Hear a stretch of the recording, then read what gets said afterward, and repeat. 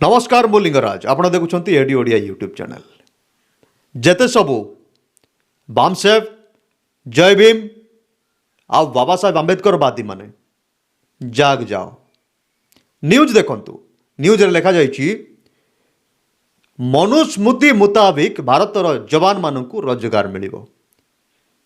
मनुस्मृति किए भारतर संविधान रो लेखक मनुस्मृति को जाली देथिले। देखो जुग कुआड़े गला जो संविधान रो लेखक मनुस्मृति को जाली देथिले सही मनुस्मृतिर प्रेरणा रे कौन है केंद्र सरकार श्रम मंत्रालय राष्ट्रीय श्रम और रोजगार नीति को बनैछंती। केंद्र सरकार के श्रम मंत्रालय ने राष्ट्रीय श्रम और रोजगार नीति का नया ड्राफ्ट तैयार किया है। इसे बनाने में मनुस्मृति जैसे पौराणिक ग्रंथ से प्रेरणा ली गई है। मनुस्मृति जैसे पौराणिक ग्रंथ से प्रेरणा ली गई है। क्या बात है, केते आश्चर्य कथा। चिंता करंतु आम भारत में गोटे तरफार लोक माने मनुस्मृति को प्रत्येक वर्ष जलैबार दिवस बोली पालन करती। डिसेम्बर 25 रे डिसेम्बर 25 मनुस्मृति दहन दिवस भाव सारा देश में पालन करा जाउछि। किंतु सही देश रे कौन होची सेंट्रल रे मनुस्मृति प्रेरित होई सब काम चली। एइटा हैला भारतर औकात भारतर भविष्यत। देख आखि सामना रे कौन कौन सब घटी जाउची।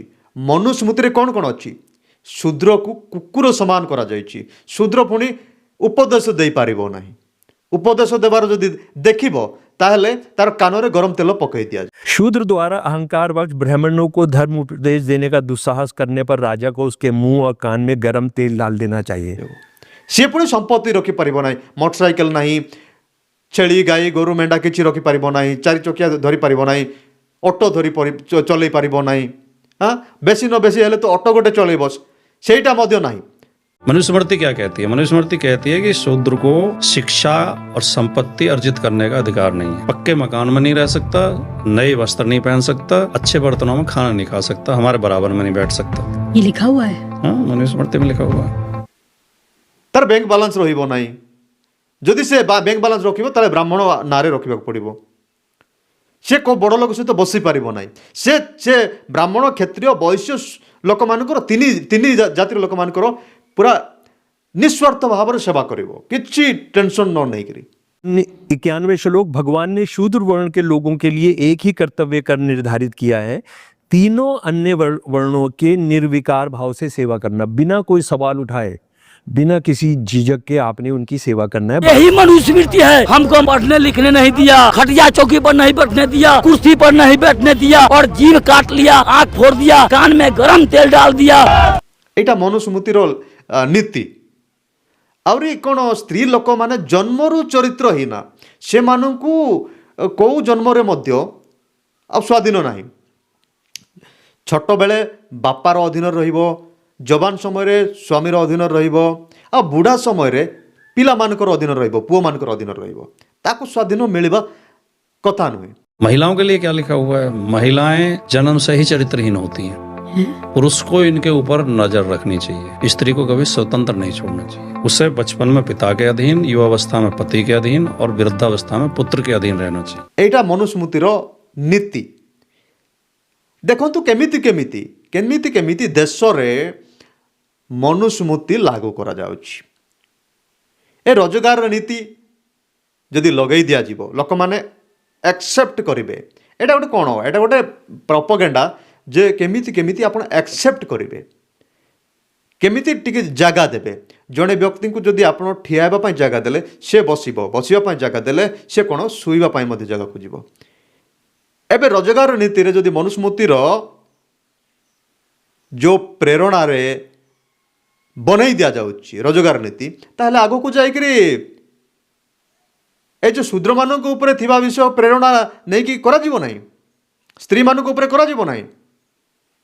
अच्छा भारत रे जो लोक माने मनुस्मृतिर चेला माने, मनुस्मृतिर माने भक्त माने, से माने बहुत वर्ष हैला, से माने वर्ष वर्ष हैला जे मनुस्मृति को भारत रे केमिति संविधान भाव रे लागू करि परिबा। से माने बहुत चेष्टा कले, निजर मुख्यमंत्री निजर प्रधानमंत्री कला परे मध्य से माने करि पारु नाहंती। सेति से माने कोन करछंती, मिश्रण चलैछंती। आस्ते आस्ते आस्ते आस्ते से माने भितरे भितरे टिके टिके करी से माने मनुस्मृति को भारत में स्थान देवाई चाहते मनुस्मृतिर जमीती प्रशंसा करा जाय परिबो तार से माने आस्ते आस्ते आस्ते आस्ते चेष्टा चलैछंती जमीती किछि दिन पूर्वरु प्रधानमंत्री आरएसएस रो गोटे सिक्का जारी कले डाक टिकट जारी कले अरे आरएसएस किए आरएसएस भारत स्वाधीन पाई कौन करिछि आ कले मध्य आरएसएस कौन कले भारत मातांकर सम्मुख से माने सम्मान दे से माने ठिया होइछंती सेतले भारत माता कौन करिछंती आरएसएस रो झंडा माने भगवा झंडा धरी ठिया होइछंती भारत माता आरएसएस रो झंडा कौन पाई धरिबो भारत माता भारत रो झंडा धरिबो ना भारत रो झंडा कौन त्रिरंगा पताका से धरिबा कथा किंतु से कौन कले भगवा झंडा धरिछंती सेमानकर स्वप्न थिला भगवा झंडा केमिति भारत रो आउ राष्ट्रीय ध्वजा हेबो हेई पारला नाही सेति पई से मन आस्ते आस्ते ताकू धीरे धीरे धीरे धीरे भारत मध्य रे तार सम्मान को बढ़ाइबा पई चेष्टा चलैछंती तो एक्जाक्टली सेमिति वर्तमान हो नाही कि वर्तमान मध्य ए जो मनुस्मृति को जो लोक मैंने घृणा कर घृणा को जमी टिके टिके कमे कमे कमे कमे आस्ते आस्ते तार आदर बढ़ाइबा पर से कौन कर वास्तव रूप नहीं जीव कौन धर्म ग्रंथ को काटी कुटिकी व्यवहार करा जाए ना केमिति रोजगार नीति केवल रोजगार नीति को ही व्यवहार करा जीवो एवं से घृणा प्रथा को छड़ा जीवो सेमिति नहीं धर्मशास्त्र को धर्मशास्त्र भाव में व्यवहार करा जीवो ताको काटी कुटी कौन व्यवहार करा जीवो जदि आपण भाबुथंती कौन रोजगार नीति को व्यवहार करा गला बोली सबू नीति व्यवहार करा जीवो ताहले आपण रंग आपण भूल रे अछंती केबे जणे मनुष्य गोटे जिनिस को तांकर जन्मगत पूर्वपुरुष ठारू आसुवा विषय को से माने काटी कुटी व्यवहार करेंगे ना वास्तव कथा है जे आम माने ग्रहण केमिति करि परिबा सेति से माने स्लो पॉइजन भाव रे समस्त काम करूछंती एवं आगो को जाए जो दलित लोक मानक पई विपद सृष्टि हेबाकु जाउछि दलित लोक मानक पई बड़ समस्या सृष्टि हेबा जाउछि एइटा हैला वास्तव कथा तबे से समय पर्यंत केबे आम माने जागिबा नाही आम माने विरोध करथिबा सत्वे मध्य जेते सबु बामसेव जय भीम रो लोक माने बाबा साहेब आंबेडकर फॉलोअर्स माने तांको आखि सामना रे मनुस्मृति को जलाउथिबा समय रे मध्य से मान जदि मनुस्मृति प्रेरणा पाउछंती मनुस्मृतिर प्रेरणार समस्त काम करुछंती ताहेल तो बहुत चिंतार विषय बहुत आश्चर्य विषय अटे तबे वीडियो को बहुत शेयर करंतु एवं लोकमानक पाखरे जागरूकता पहुंचातु धन्यवाद। महिलाओं के लिए क्या लिखा हुआ है? महिलाएं जन्म से ही चरित्रहीन होती हैं। पुरुष को इनके ऊपर नजर रखनी चाहिए। स्त्री को कभी स्वतंत्र नहीं छोड़ना चाहिए। उसे बचपन में पिता के अधीन, युवावस्था में पति के अधीन और वृद्धावस्था में पुत्र के अधीन रहना चाहिए। मनुस्मृति क्या कहती है? मनुस्मृति कहती है कि शूद्र को शिक्षा और संपत्ति अर्जित करने का अधिकार नहीं है। पक्के मकान में नहीं रह सकता, नए वस्त्र नहीं पहन सकता, अच्छे बर्तनों में खाना नहीं खा सकता, हमारे बराबर में नहीं बैठ सकता। ये लिखा हुआ है? हाँ, मनुस्मृति में लिखा हुआ है। मैंने जब पहली बार 1990 में पढ़ी तो मैं कई घंटे तो ये सोचता रहा कि यार उन लोगों का माइंडसेट क्या जो इसे भी धर्म ग्रंथ मानते हैं। इस सड़ी गली किताब को जिसमें इतनी घटिया बातें लिखी हुई हैं।